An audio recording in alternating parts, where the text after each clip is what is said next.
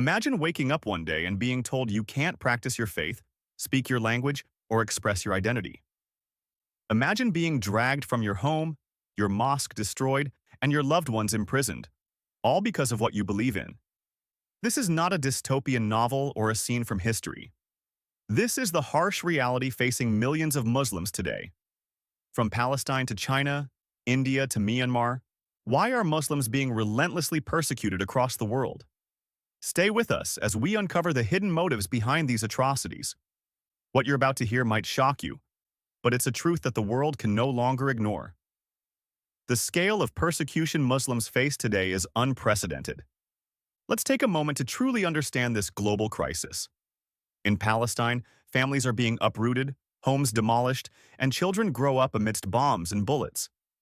In China, more than 1 million Uyghur Muslims are detained in what's been termed as re-education camps, where they're forced to abandon their religion and identity.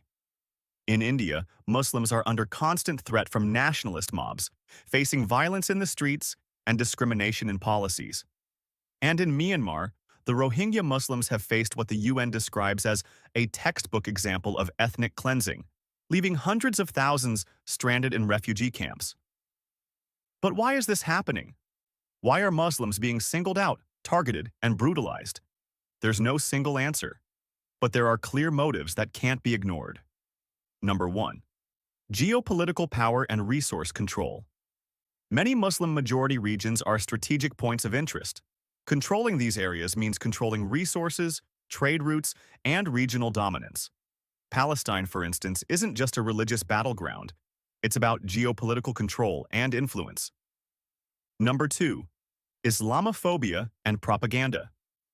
There's a growing trend of demonizing Muslims, labeling them as threats to security, and portraying them as others to be feared. This negative narrative is propagated by media and political figures alike, creating a dangerous climate of hate and suspicion. Number 3.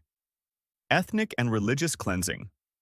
In some countries like Myanmar and China, there's a systematic effort to erase Muslim identity and culture.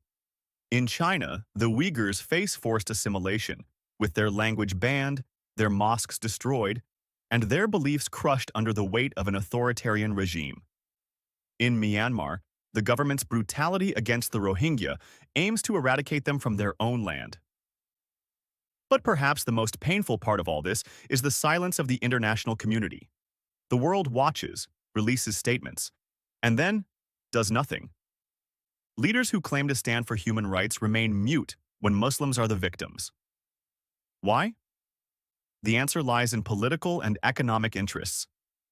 These powers are quick to condemn when it serves their own agendas, but conveniently turn a blind eye when it doesn't. The world's powerful nations are driven by alliances, oil, and influence, not by a genuine desire for justice and equality. So what can we do as an ummah, as a global community of Muslims, when faced with such oppression? First and foremost, we must be united. Our voices must be raised in solidarity with our oppressed brothers and sisters. We must support organizations and charities that work tirelessly on the ground to provide aid. We must share their stories, raise awareness, and counter the propaganda that seeks to vilify Muslims. Above all, we must turn to Allah for guidance and strength. In these dark times, the power of dua should never be underestimated.